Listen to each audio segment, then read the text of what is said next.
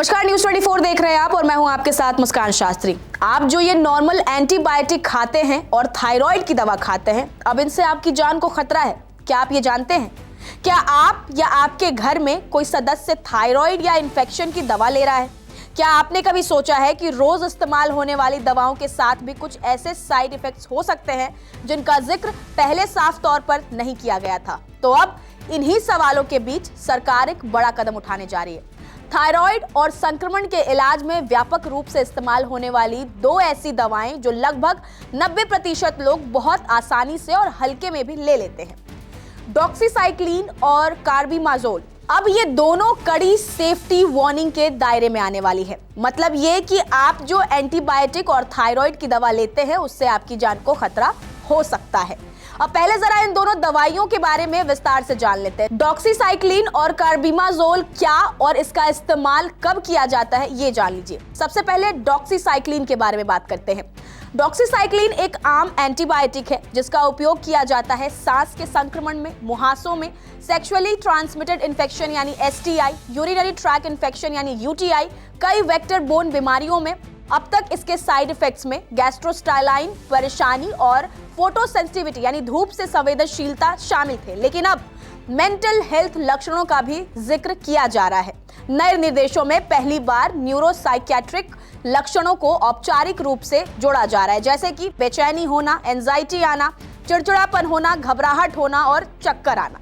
अब कार्बिमाजोल की बात करें तो ये जो दवाई है वो दुर्लभ लेकिन जानलेवा खतरा साबित हो सकती है। कार्बिमाजोल जो थायराइड की बीमारियों के इलाज में दी जाती है उससे जुड़ी सबसे गंभीर चिंता ये है कि एग्रानुलोसाइटोसिस ये एक दुर्लभ लेकिन जानलेवा ब्लड डिसऑर्डर है जिसमें व्हाइट ब्लड सेल्स में तेज गिरावट आती है। मरीज गंभीर संक्रमण के प्रति बेहद संवेदनशील हो जाता है। शुरुआती चेतावनी और संकेतों की बात करें तो बुखार आना, गले में खराश होना, बिना वजह बार बार संक्रमण होना। रेगुलेटर्स ने निर्देश दिया है कि मैन्युफैक्चरर्स पैकेज इंसर्ट में एग्रानुलोसाइटोसिस के बारे में स्पष्ट और प्रमुख चेतावनी शामिल करें। यह सिफारिश 26वीं सिग्नल रिव्यू पैनल मीटिंग से आई है और बाद में एंडोक्राइनोलॉजी व मेटाबॉलिज्म से जुड़ी SEC ने इसे रिव्यू कर मंजूरी दी है।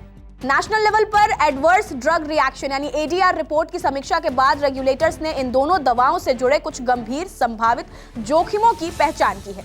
Central drug standard control organisation यानी CDSCO और drugs controller general of India यानी DCGI ने भी सभी राज्यों और केंद्र शासित प्रदेशों की लाइसेंसिंग अथॉरिटीज को निर्देश दिया है कि वो सुनिश्चित करें कि मैन्युफैक्चरर्स प्रिस्क्राइबिंग जानकारी अपडेट करें, पैकेज इंसर्ट यानी लिफलेट में नई चेतावनियां जोड़े और कॉम्प्लायंस की रिपोर्ट जमा करें। यह फैसला फार्माकोविजिलेंस प्रोग्राम ऑफ इंडिया यानी PVPI की विस्तृत जांच के बाद लिया गया, जिसमें पेशेंट लेवल सेफ्टी डेटा और एडवर्स रिएक्शन रिपोर्ट का विश्लेषण किया गया है।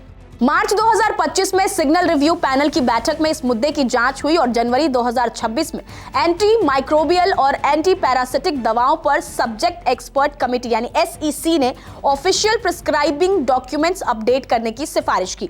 अब बात कार्बिमाजोल की करें तो एक दुर्लभ लेकिन जानलेवा खतरा होता है ये। अब इस पर एक्सपर्ट्स क्या कहते हैं? तो डॉक्सीसाइक्लिन और कार्बिमाजोल के लिए CDSCO का फैसला एक प्रोएक्टिव और जिम्मेदार फार्माकोविजिलेंस सिस्टम का दिखाता है।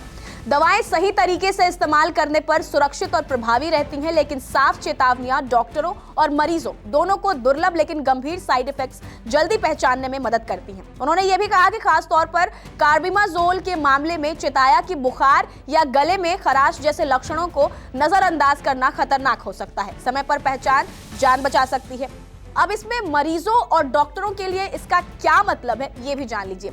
मरीजों को अब दवा के जोखिमों की स्पष्ट जानकारी मिलेगी। डॉक्टर चेतावनी वाले लक्षणों पर बेहतर सलाह दे सकेंगे।